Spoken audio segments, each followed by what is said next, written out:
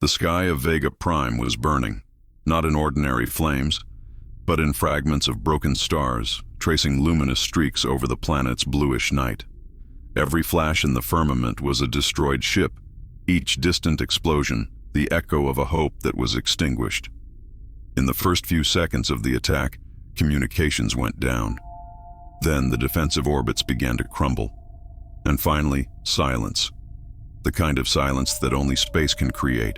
From the top of the conning tower, Elias Kale watched the spectacle of destruction. The surface of Vega Prime shone like an inverted aurora, tinged with burning debris. The enemy fleet, a living hive of alien spaceships, surrounded the planet in perfectly symmetrical formations. They did not come in a hurry. They saw it for sure. Kyle took a deep breath, his face scarred by the reflection of the explosions.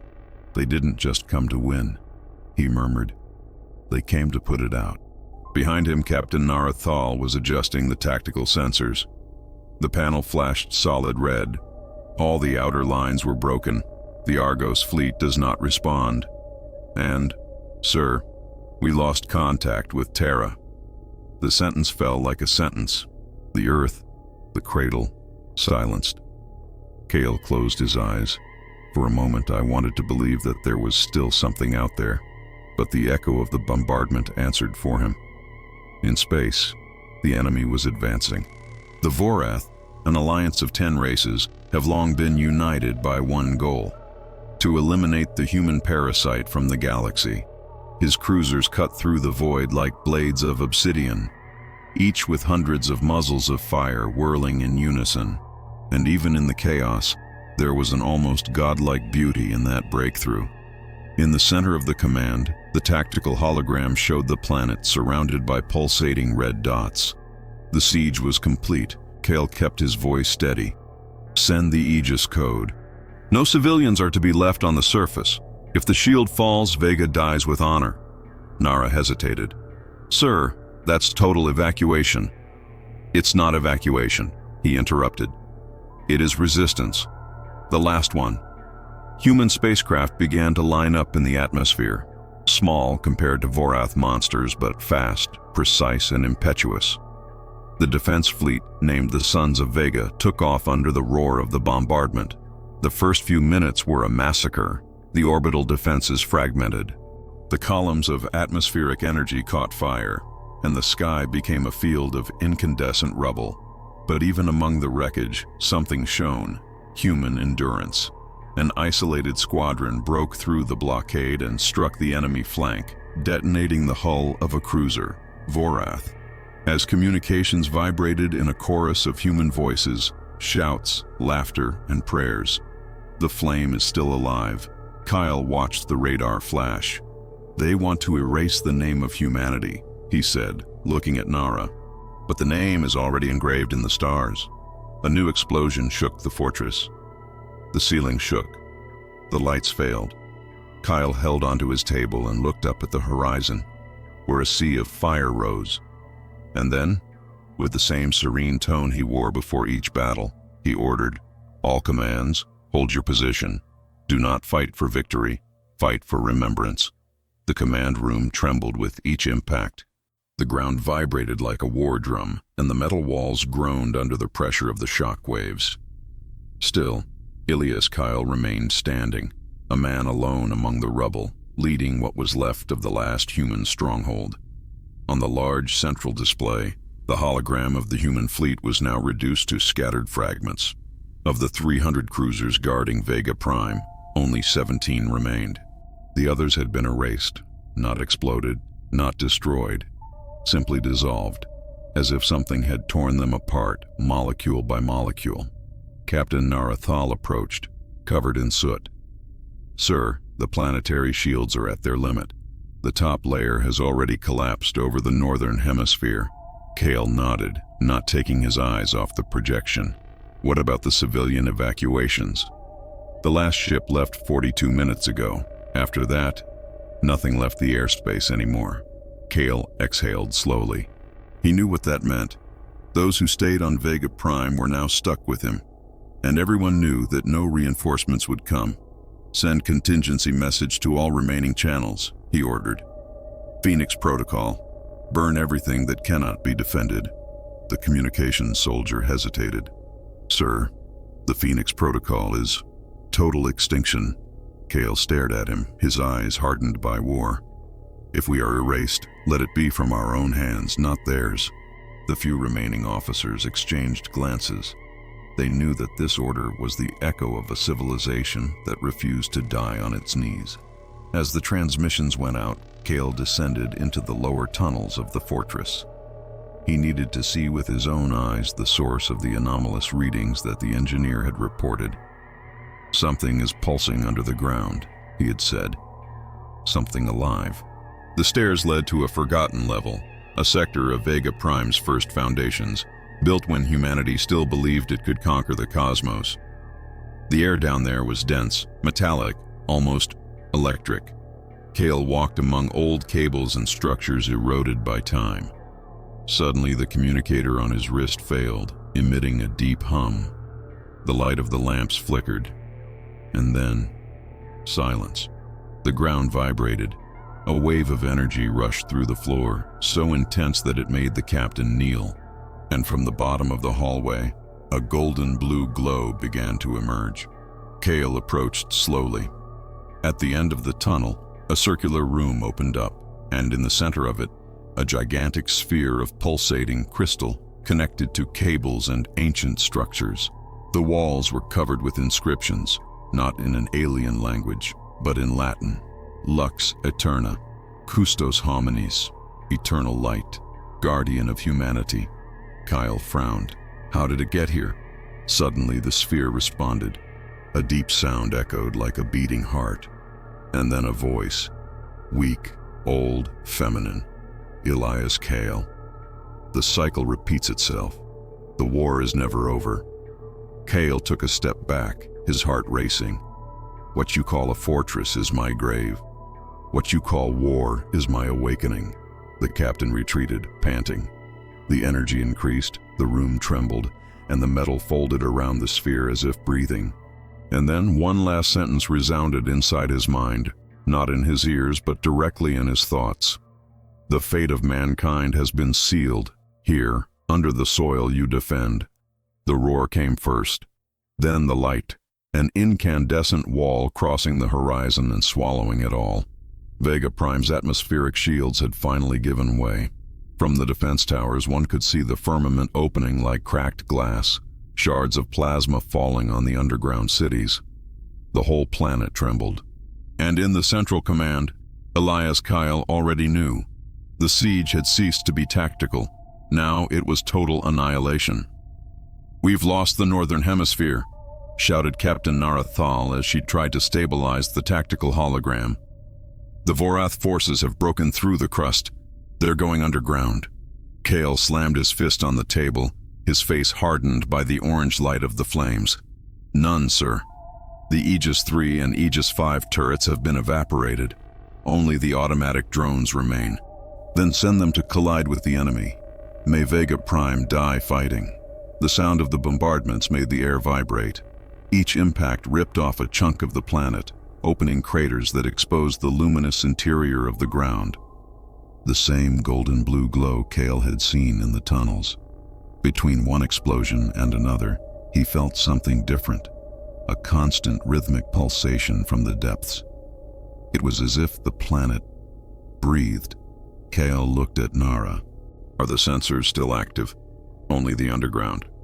"Show the heat map of the lower sector." The hologram projected a distorted image, covered in interference. But even so, the pattern was clear. A network of living energy spread beneath the fortress, connecting to all the ancient foundations, like a heart, beating underfoot from the entire base. "What's that?" asked Nara, her voice trembling. Kale replied in a low, almost reverent tone, "The secret of Vega Prime." A loud bang cut off the conversation. The ceiling of the command room broke, and the supersonic wind invaded the room. The windows shattered. Outside, the Vorath cruisers fired continuous beams of white plasma, reducing human defenses to ashes. Alien troops were beginning to land on the devastated plains. distorted shapes, living armor, and biometallic exoskeletons that seemed to breathe. The radio crackled. "This is Beta Command. They are making their way down the southern flank. We need reinforcement now." Kyle replied, "There are no reinforcements. You are the reinforcement. Hold on to the last man." Nara looked at him in silence. There was fear in his eyes, but also something else. Faith. The kind of faith that is only born when everything else has been uprooted. Kale clutched the communicator to his chest and said to all of Vega Prime, "This is Commander Elias Kale. If you are still listening to this transmission, know that this fortress is more than metal and fire. It is the heart of our species, and as long as it hits, humanity has not died." Voices responded from all channels, soldiers, engineers, and civilians, a unison chorus of survivors. But before he could continue, a deep sound reverberated through the foundations of the fortress, a grave pulse like the beating of a colossal heart. The lights flashed, and the same voice that Kale had heard in the tunnels returned, now clearer. "Elias Kale. They come in search of him. If you set me free, the war ends." Kale stood still. The ground shook. The fortress was collapsing, and a choice began to form. "Sir," cried Nara, "the Vorath forces are within the perimeters. The central shield has fallen." Kyle took a deep breath, his eyes fixed on the readings from underground. "Then it's time to see what we're really defending." He picked up his rifle, locked his viewfinder, and looked at the horizon, where the sky was burning red. If Vega is going to fall, let it be towards hell. The access elevators descended in silence. Only the distant sound of the bombardments echoed through the metal walls like thunder from another world. Elias Kale watched the power panel shake slightly as the cabin descended. The readings were out of scale. Spikes in quantum radiation, gravitational pulses, and something the sensors couldn't classify. Neural activity. Behind him, Narathal held the rifle tightly. Her face was pale, illuminated by the blue light rising from the moat. If that's what I think, Vega Prime was never just a military base. Kyle kept his gaze fixed on the deep end. It was built on something, and now that something is waking up, the elevator stopped with a jolt. The gate opened, revealing an ancient corridor covered in a layer of dust that seemed to pulsate. The walls were covered with human symbols engraved in metal long before the colony was founded. Among them, Kale recognized a pattern, a sun divided into 3 parts, the emblem of the first human alliance, extinct centuries ago. "That doesn't make sense," Nara murmured. "These marks are from 2,000 years ago. Vega Prime was only colonized 200 years ago." Cal ran his hand over the symbol, and the metal reacted with a golden glow. "Maybe we haven't colonized anything. Maybe we just went home." The corridor widened, opening into a colossal chamber. At the center of it, suspended by columns of pure energy, was a structure that seemed alive, a sphere of organic metal with moving patterns, breathing at a human pace. The ground below was transparent, revealing roots of light that extended into the planet's core. Kyle approached. The air was dense, almost liquid. As he touched the surface, the temperature suddenly dropped, and a voice echoed, this time not over the speakers, but directly inside his mind. "Elias Kale, descendant of architects. The code of fire still runs in his blood." Nara widened her eyes. "She's talking to you." Kyle ignored it. "I am the heart of Vega, the last relic of the human dawn. I was raised to sleep until the cycle of forgetfulness arrives." The sphere pulsed. Each beat made the walls tremble, and golden sparks pierced the air. Kale saw images inside the structure. Holographic memories projected directly into his mind. Ancient wars, planets burning, human ships on the run, and most of all, a collective voice saying, "They didn't understand. To survive, humanity had to hide from itself." Nara walked away, startled. "Sir, this is forbidden technology. An artifact of mental warfare." Kyle turned to her. "No, it's more than that. It's a testimony." The sphere replied, as if to hear, "I was raised to keep the flame. to be the last shelter of human consciousness. But now the enemy has found her. The overhead lights flickered. A deep vibration ran through the ground, and fragments of dust fell like rain. In the communicator, the sound of explosions echoed again. The Vorath attack had reached the underground levels. Kale looked at the sphere, and the voice spoke again. "If you free me, I can save your species, but the price will be the planet." Nara stared at him, horrified.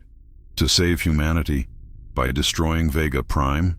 Kale was silent for a few seconds. Then he replied in a deep voice, "If this is true, then what we are defending is never the planet."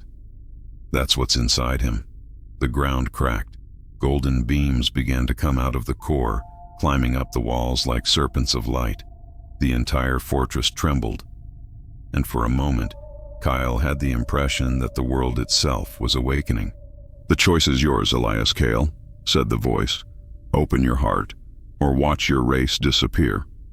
The camera vibrated as if it had a heart of its own. With each pulse, the golden light became more intense, spreading across the walls and forming patterns that resembled synapses.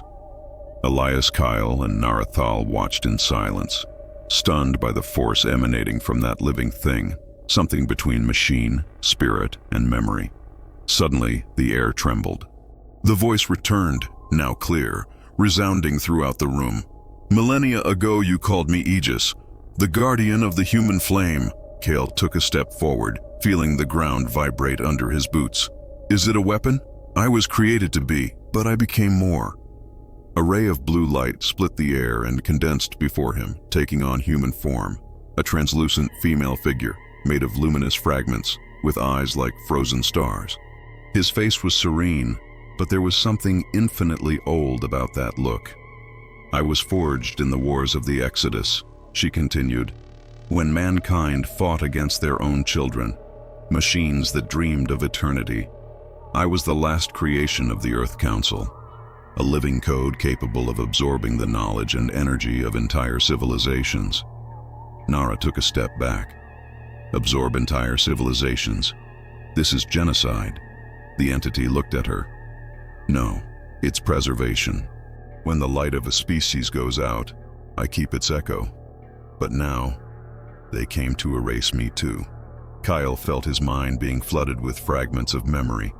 Battles, ruins, swallowed worlds. He saw flashes of ancient humans, the first to leave Earth, programming something in secret, sealing the consciousness of humanity itself within that living machine. "Elias Kale," said the voice, "you are the last carrier of the Aegis gene." Kale stood still. The truth weighed like a planet on his shoulders. What he had inherited wasn't just a command. It was a genetic link to the very essence of that weapon. Nara looked at him, incredulous. "You are part of it." "No," Kyle replied, without taking his eyes off the entity. "She is part of us." The ceiling shook. The distant sound of shelling returned, closer. The Vorath had broken through the subterranean defenses. Kale lifted the communicator. "This is the Central Command. All sectors, immediate evacuation underground. I repeat, total evacuation." But before he could give the next order, the voice echoed once more, this time soft, almost human. "Elias, they will not stop. Every planet they conquer, they consume. They don't want to destroy humanity. They want to devour what humanity has left. Me." Kyle closed his eyes. The voice was not just sound. It was a memory. It was guilt. He felt the weight of all the generations that had hidden that secret, waiting for the day when someone would have the courage to release her. "What if I activate you? Then Vega Prime will burn, and with it, each life on its surface. But the enemy will be erased from the stars." Nara screamed. "That's suicide." Kale replied with deadly calm. "No, it's a legacy." The entity approached him, its form fluttering with the energy of the core. "Decide, Elias Kyle. Release me, or die with your world." The ground shook. The lights went out, and in the dark, only the golden glow of the heart of Vega remained. Kyle looked at Nara, and she understood, speechless. The destiny of humanity would not be written in survival. It would be written in sacrifice. The sound of the bombardment echoed in the distance, muffled by the metallic immensity of the underground chamber. Each detonation felt like a warning. Time was running out. Elias Kyle stood before the luminous entity, his gaze fixed on the sphere that pulsated like a star's heart. The walls trembled. Dust fell like ashes, but within that space, time seemed suspended. Just him, Captain Narathal, and the voice that promised salvation through destruction. "You know what you must do, Elias," he said to Aegis with an almost human serenity. "The enemy is not afraid of your weapons. They fear what I stand for. The return of the original fire." Kyle took a deep breath, his face marked by the golden light that bathed the room. "What if you're lying? Lying is a human thing. I am only what is left of them." The ground shook again. The sound of gunfire echoed down the hallway in the distance. Nara checked the tactical visor. "They broke through the perimeter, sir. They are less than 200 meters away." Kale did not answer. His eyes were fixed on the floating interface before him, a string of ancient runes that now seemed to reorder themselves, awaiting a command. Aegis approached, her form oscillating between light and shadow. "You carry the key in your blood. One touch from you and the heart will awaken. The light will once again consume the dark." Nara grabbed his arm. "If you do that, Vega Prime will turn to dust. There will be nothing left. Neither do we." Kyle slowly turned to her. "Nara, do you believe that there is still a future for humanity?" She hesitated, tears forming in her eyes. "I believe in what we fight to protect." Kyle smiled tiredly. "Then maybe that's what we need to protect. The right to fight." The ceiling broke. Incandescent fragments fell on the room, illuminating the scene with golden lightning. Among the fire, Vorath creatures began to descend, tall figures covered in living armor, their eyes glowing in violet light. Screams echoed. Plasma shots crossed the air. Kale pulled out his rifle, firing at the invaders while shouting, "Thal, take the rest of the team and get out of here." "Sir, it's an order!" She reluctantly retreated, her face bathed in the glare of the explosions. And then, Kale was alone in front of the entity. "They won't stop," whispered Aegis.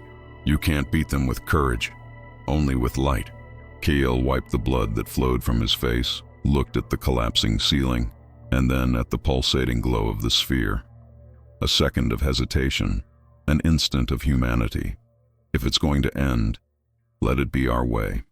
He touched his hand to the surface of the Aegis. The whole world seemed to hold its breath. The sphere expanded silently, absorbing energy from deep within the planet. Gold lines spread across the walls, the cables, and the tunnels, rising toward the surface. Aegis's voice echoed, now not only in his mind but in all the fortress's communication channels. "Children of the Earth, the fire burns again." Kale looked up, his eyes reflecting the glow of awakening. The Vorath troops froze for an instant, paralyzed by the wave of energy that was forming. And then, the light. A golden flash streaked across the skies, blasting the atmosphere in a colossal wave that swept across the entire system of Vega. Ships, cities, oceans, everything was swallowed up in a soundless glow. The entire planet became a star. The light made no sound, but the whole universe seemed to scream. From the heart of Vega Prime, the energy released by the Aegis ascended in a golden column that tore through the planetary crust and reached into space. For a moment, time stopped. The Vorath spacecraft's sensors recorded an impossible reading, something that exceeded the known limit of physics. Then, everything dissolved. The surface of the planet opened up like an incandescent flower. Gravitational waves swept the skies. Human cities turned into silhouettes of fire, and enemy cruisers, millions of them, vanished like dust before the awakening primordial force. Inside the nucleus, Elias Kale was still standing. The body burned, but consciousness remained. In front of him, the Aegis expanded into thousands of fragments of light, as if the planet itself had gained a soul. "Fear not, Elijah," whispered the voice, now in soft, omnipresent tones. "You have released what has always been dormant. I am the heritage of humanity, and you are my ultimate bearer." Kale looked up. The ceiling was already gone, replaced by a golden vortex that revealed the space. He could see with the naked eye the enemy ships falling apart, not in explosions, but in memories. Images, memories, voices echoing as the forms fragmented into pure energy. "They're being absorbed," he muttered. "Not destroyed. All destruction is memory transformed," replied Aegis. "Now they will become part of the eternal fire." Kale's body began to disintegrate, first the hands, then the arms, every particle converted into golden light. But he felt no pain. The feeling was of peace, of plenitude, of something that humanity had long forgotten, the meaning of existing. In space, the flash expanded like a controlled supernova. The entire system was bathed in a light storm. The Vorath forces tried to retreat, but it was too late. Where there had once been darkness and metal, now there was only brightness, life rearranged in the form of energy. On the bridge of the Helios spacecraft orbiting Vega, Captain Narathal watched in tears. The viewfinder showed an impossible scene.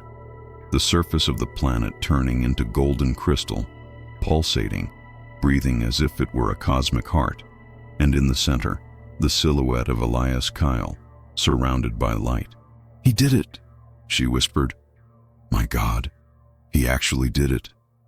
The radar exploded in jamming, but a single transmission managed to break through the collapse. "Nara, stay alive. Where there is darkness, take the name of the light." After that, only silence. The final explosion was so bright that it redrew the astronomical map of the galaxy. The scientists of future generations would not understand what had happened, but the few human survivors knew. Vega Prime did not die. She ascended, and in the void that remained, a new star began to pulsate, golden, serene, eternal. Nearby systems would call it the Aegis star, and when one looked at her, he swore he heard a distant echo, like a whisper coming from the cosmos itself. Humanity has not been erased. It just became light. The silence after the light was absolute. For an instant, the universe seemed to forget how to breathe. In the space where Vega Prime once stood, now floated a serene golden star, emanating pulses that traveled billions of miles. Those pulses, soft, rhythmic, almost like a heartbeat, carried something more than energy. They carried messages. Decades passed, then centuries. And yet, the echo of Vega Prime kept going through the void. Its waves were picked up by distant civilizations, by forgotten probes, and even by worlds that had never heard the name Earth. Scientists called it the Aegis noise. But to those who knew the truth, the few descendants of the surviving human fleet, it was not noise. It was a voice.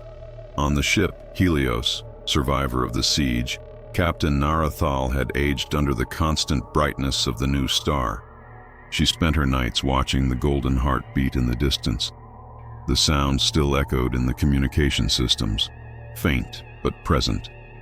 A constant whisper, "Fire does not die. He changes shape." Nara recorded that sound thousands of times, and each time it was different. Sometimes it sounded like music. For others, it seemed like a prayer, but always memory.